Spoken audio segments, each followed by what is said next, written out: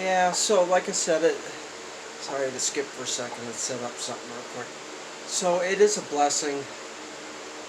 Um, I go into all these rooms and see how these kids are.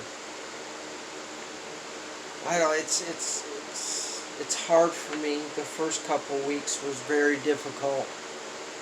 These poor kids are. They have to be strapped down, and they this area. It's a school. Like I said, they take really well care of these kids, and they teach them. They just had graduation a month ago, so the kids will start be coming back. Some of them for summer school. I don't know how that works. It's actually summer school because it's just summer programs, I think. So, but then they'll be back in school in August. So I see what I'm cleaning. Obviously, I'm cleaning bathrooms and they got potty chairs and all this multiple thing. But like I said, they really take care of these kids. They spend a lot of money, and that's really wonderful. But you see some of these pictures and it breaks your heart because it's like you can't see how these kids are any kind of life. And it breaks your heart because, your average person would look at that and be like, where's God? There's no God in that.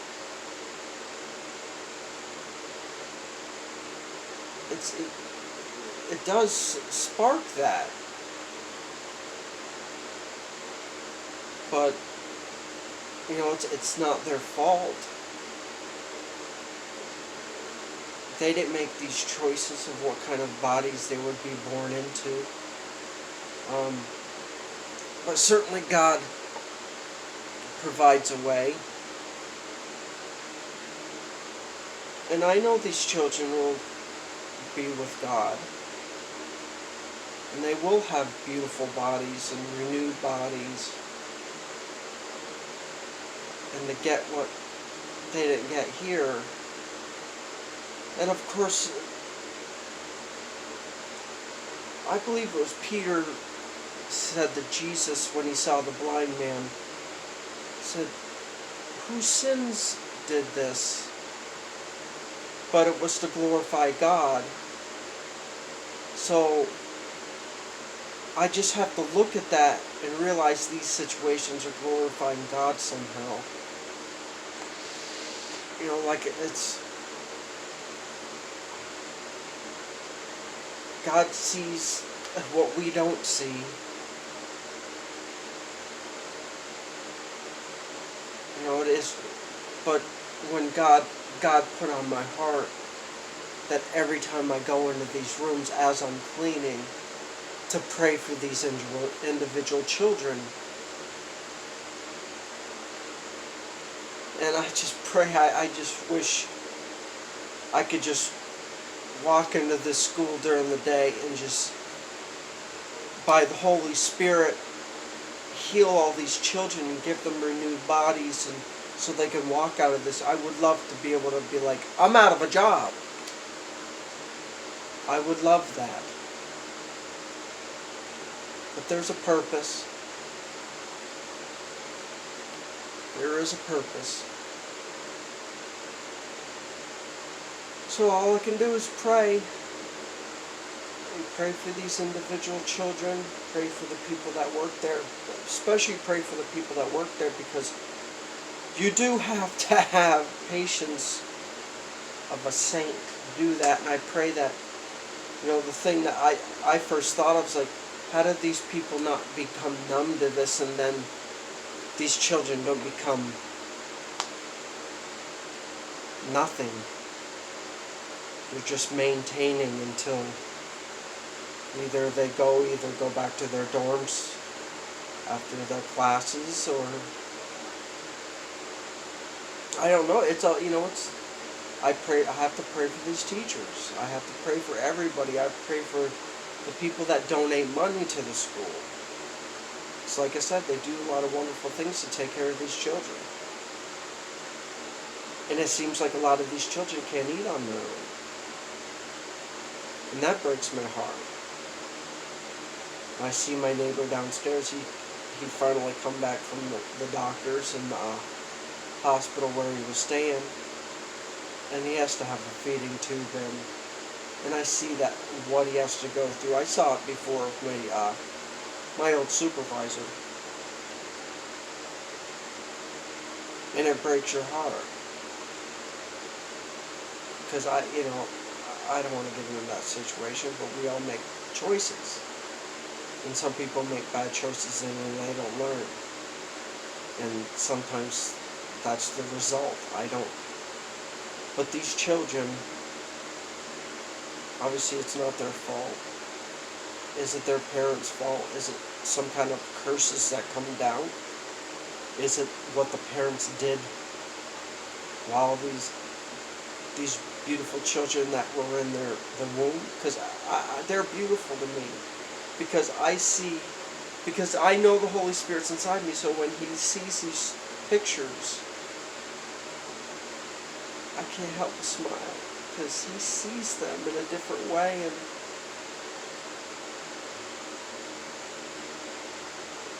that's all I could say. Why am I on here?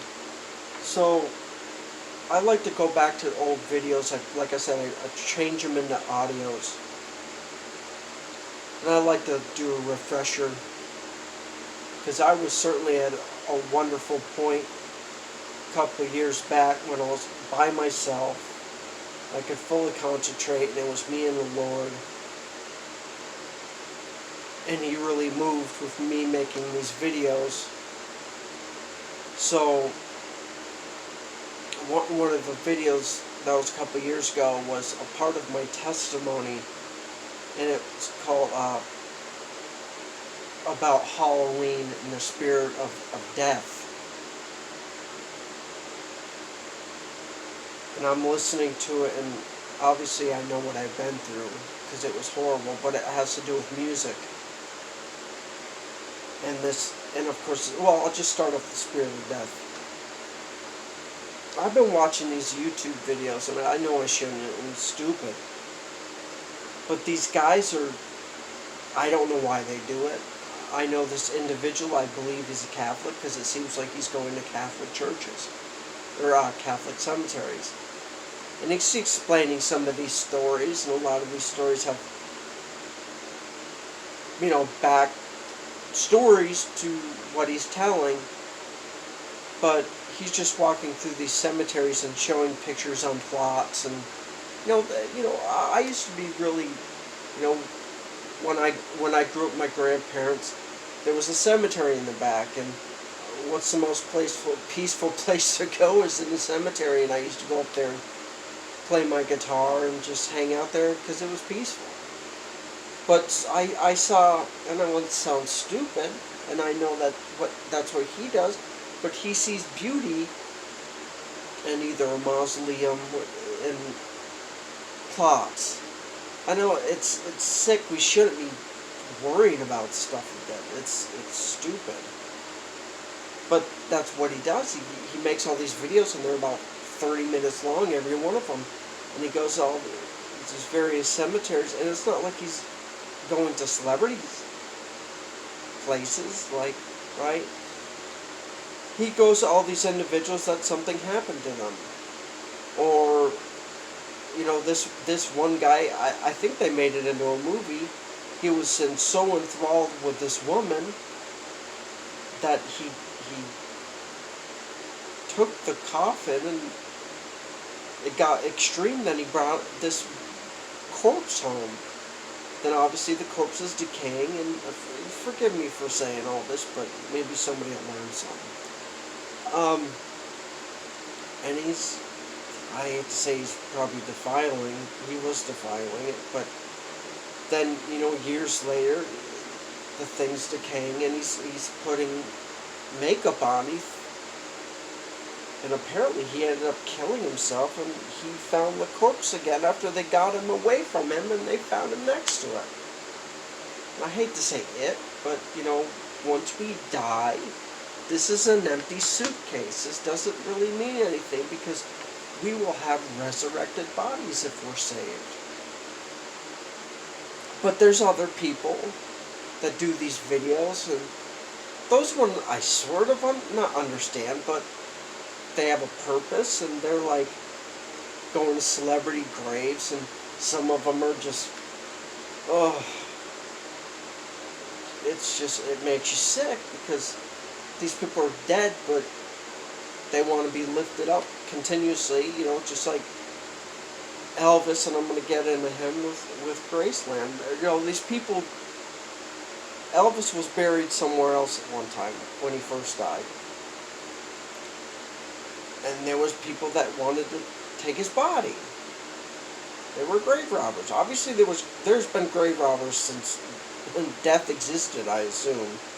So people can get like jewelry off, and I just listened to one of them last night, and there was this beautiful mausoleum, and there were just all these people just throughout the years taking bodies out. Some of them are taking all their jewelry and stuff like that. But of course, he said years later, during the 60s, these demonic pieces of garbage and filth were pulling these bodies out, and they were doing rituals on them. Which is weird. It's weird. It's crazy how Satan fills these people's minds full of all this stuff, and it's craziness. They're doing all these rituals. I guess they were burning them. I don't get it, but so the other part of this, we're talking about death. And obviously I got into my testimony about how music took over my brain at one time, and music was my God. It was there when I was sad, it was there when I was angry, but obviously these things caused this. It caused anger. I was a part of telling somebody the other day, I try not to reminisce about this silly stuff.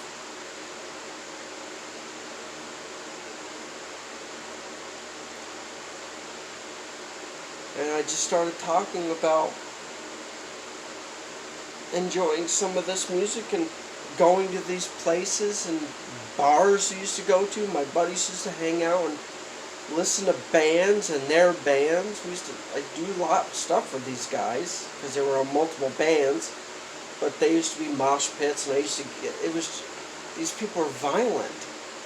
Like all these punks are they were throwing punches and beer bottles, and it was like, it was a bad place.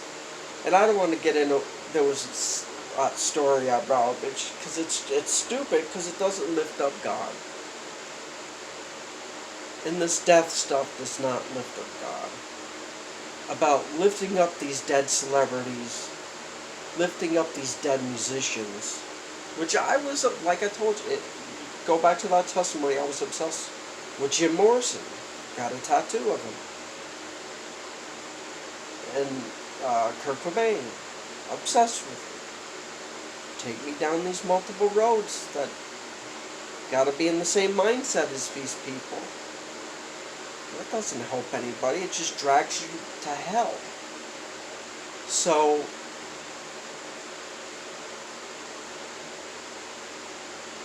I started listening to testimony. I'm just going through some of this stuff, and all of a sudden it popped in my head about something I saw the other day.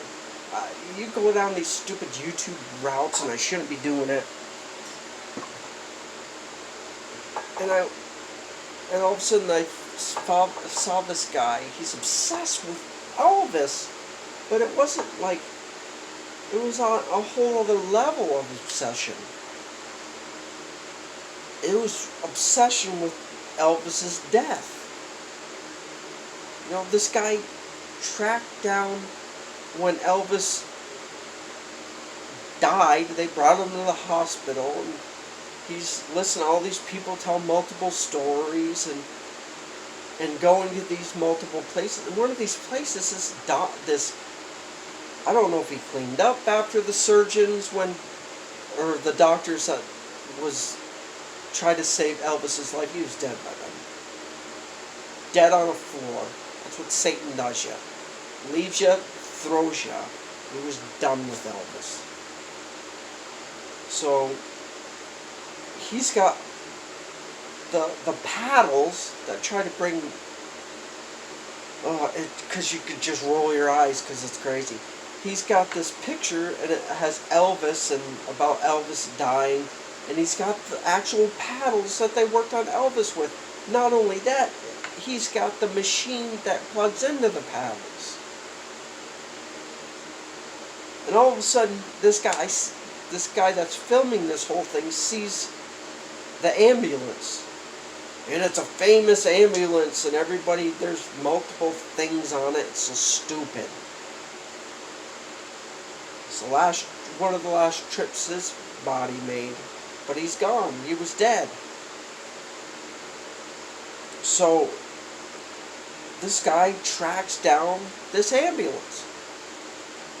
Finds it abandoned, looks like it's in the woods.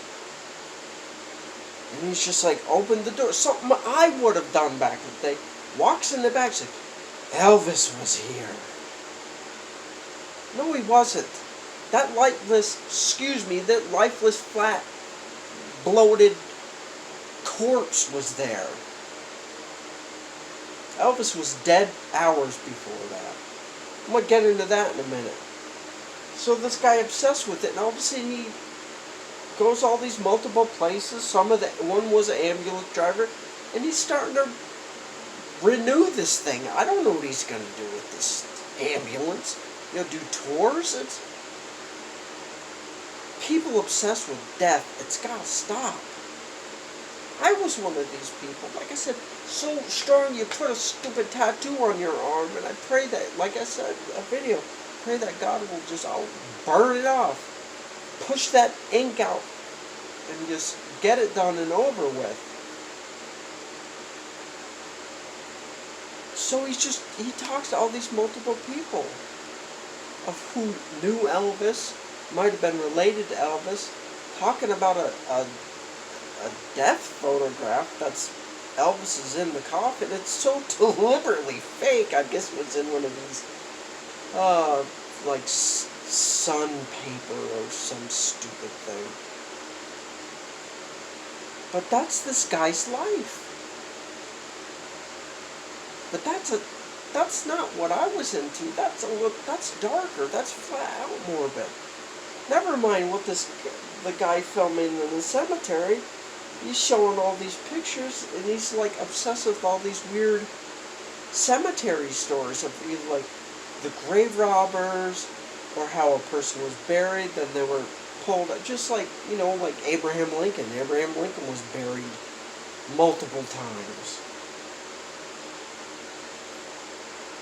But we gotta stop being obsessed with death. Jesus said, everybody was getting ready to follow him. One of the followers comes up to him. Jesus, I gotta go see my father before he dies. Jesus said, let the dead bury the dead. Once we leave these bodies, our choice has been made. Our fate has been sealed. It cannot be changed. The Catholics may think you could change it. They pray people out of purgatory. Like I remember when I first got saved, I found out that in the 80s, Martin Luther did enough penance, and people did enough, you pray for all these masses. People pay for masses to get people out of fake jail, which is purgatory. So he was free to go to heaven. Yeah, that's not how that works. It's not in the Bible.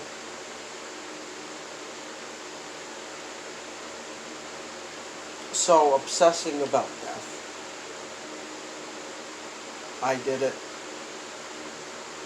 I worked in a store with people obsessing with death because it was about hippies and music, and all these posters of all these dead rock stars that died at 27. Yes, that there was some kind of twisted curse of all these people dying. I don't know if it was the companies that were doing it, because certainly now that's certainly possible, because Elvis is the stepping stone of the idea of you make more money for somebody when you're dead. And Elvis was this starting example.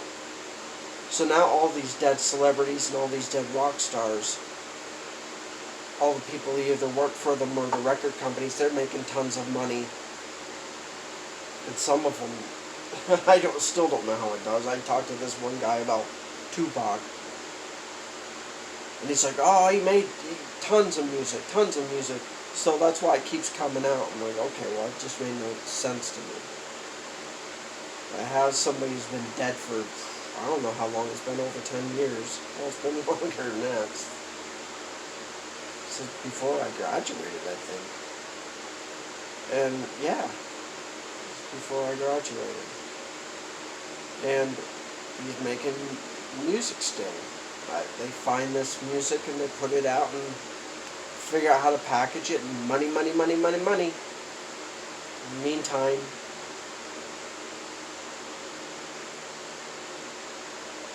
they're dead. And I'll just flat out say it. The second these guys shut their eyes, they're in hell. Because they certainly didn't lead any kind of Christian life. Morrison didn't lead no Christian life. He was an alcoholic. He died in a bathtub. Drug-induced. His heart just gave out. And that's where I want to get to Elvis. I've heard multiple stories through the years, and it's crazy. His girlfriend, Elvis was a womanizer. He was a druggie. And all these people just kept fueling the fire, giving him drugs, all these doctors. And it's the same story with all these rock stars. But if you want the gravy train to keep going, you make sure these guys were fine and stayed out of places they shouldn't stay. Like you have these, the mafia, the Memphis Mafia, all these guys around out. Oh, we saw it. We saw him go downhill. We can't, dude. You love this man, you grab him, throw him in a vehicle, and just take off. You want to save this guy because he's your gravy train. He's your friend that you mourned when he died. You weren't a friend. You watch these people self-destruct. And some of these, I'm sure a majority of them could have been saved. And they could have been just grabbed. You need help. I love you. I want to help you. All these other people, they just want money off of you. I want you alive to be with us. Michael Jackson. Help me. Crying for help. And all these people die how they live. Elvis died how he lived. He went to go read a book at 6 o'clock in the morning because he was seeing a woman. You know, I'd get into that, not married, whatever, don't matter. Because that's, he's been dead. Doesn't matter. Serving another master. That's what it comes down to. Serving another master. So, takes a book. I forgot. The book was demonic. I forgot what the book was. But he went to the bathroom and kaput. And they'll lie to it for some twisted reason, but he was in the fetal position when he was on the ground. He died on the toilet. And his body fell over. She went to go search for him at 2:30 in the afternoon? What? I don't get that either. It's just these weird, crazy stories like that.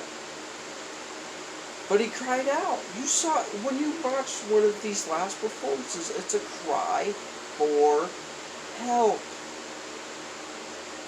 but nobody wanted to help him. These people say they did. Of course, they're, it's, what do you call it, Monday morning quarterbacking, right? It's all done with. He's dead. They can't do anything. But of course, the money came in because people are making book deals, they're on TV, and all of a sudden they're repackaging all this music, they're finding other music, and of course Elvis, you could put any picture on Elvis, you could put a picture on a rug, you could put a picture on whatever plate, and it's just non-stop selling. So why am I bringing all this stuff up? Well, the next couple months, I guess it's the 16th of August, Elvis was found dead. So that whole week is going to be Elvis week. And of course it's going on now. It's slowly creeping in to worship him. Look, this guy was a womanizer, a druggie. He wasn't right after his mother died. He really loved his mother, and I believe he did have his... Did he ever have it together? I don't know. He became a rock star. He was giving stuff out. Okay, well, that's great. But there's more important things to give out, like the gospel, because he knew the gospel. His mother knew the gospel. And she put that in his head every day. Until it got to a point where Elvis was putting out Christian music. Of course, he's got that beautiful Elvis voice, singing How Great Thou Art, and all these multiple things in the garden. That was a popular one. But then he got away from it. But Elvis, you hear these weird stories, like he'd get all the groups together before he goes on stage and they pray and all this other stuff. Some of, he warms up by singing hymns and stuff. Well, guess what? He died on the toilet. Drugged out. Drug-induced. Having relations with multiple wives. Or women, not wives.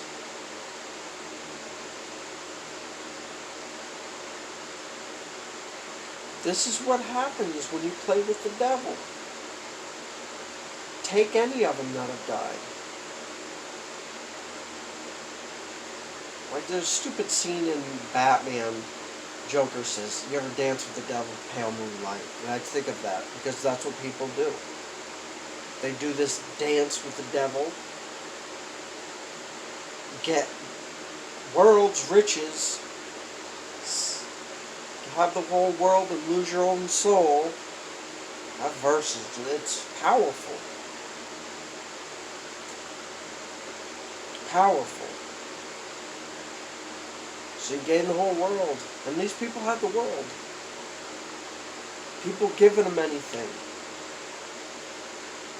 And it's hard to be in this world system and be humble. Because you're just in front of these crowds and they're all chanting and crying. Like Michael Jackson. These people are crying. We love you. We love you.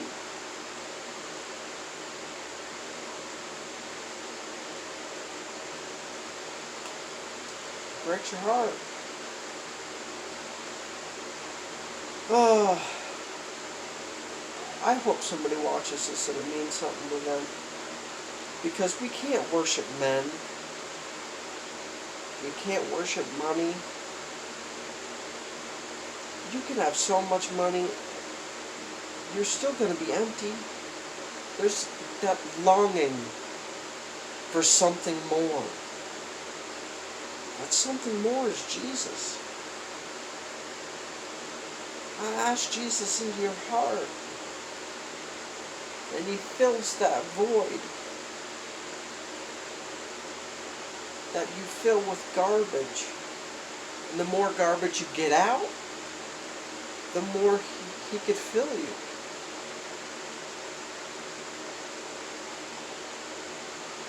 So I let the world get in. And it's hard not to. And now, we just got out of this pandemic. People are not wearing masks anymore. Some of them still are, but the threat of something else is coming. It's always something else. Trump was the boogeyman. Now it became COVID. It's the next boogeyman. I can't get political. You know how they feel. But Trump was just a man. He did a lot of good, but he was allowed to do a lot of good. He had a lot of godly people around him that prayed for him and kept him safe. But you gotta be careful, just like if you keep pushing away from God, He might be done with you. Because He gives you these chances, because He loves you over and over again. He picks you up just like a little kid, dusts you off. Come on, I'll show you the way to go. Because Jesus is the way to go. It's the way, the truth, and the life. No one comes to the Father except through Him.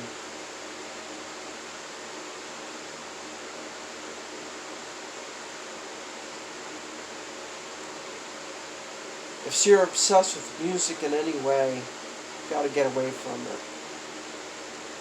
And now it's just, I couldn't imagine listening to any of this garbage. You have vile women. I don't know where they are now, I can care less. At the top of the charts of secular music. Doing debauchery on TV flat out. Everybody's got blinders on. Where back in the day, people would stand up and get her off. Get her off. Rebuke that in Jesus' name. Lord, thank you for this time that you've given me. Thank you for placing this on my heart. I pray this speaks to somebody, Lord. I love you. I thank you. I lift you up, Lord. Lord, be with all these people that are choosing mammon and choosing the world over you. God, I pray that you speak to them, draw them closer to you. So you can come to them. And the love will come. And true love will come, not lust of the world. Because your love is completely different. Your definition of love is completely different. The worldly love is garbage. Filthy works, filthy rags. Don't mean anything to you. Lord, give it all to you in Jesus' mighty name I pray. Amen. Well, guys, I want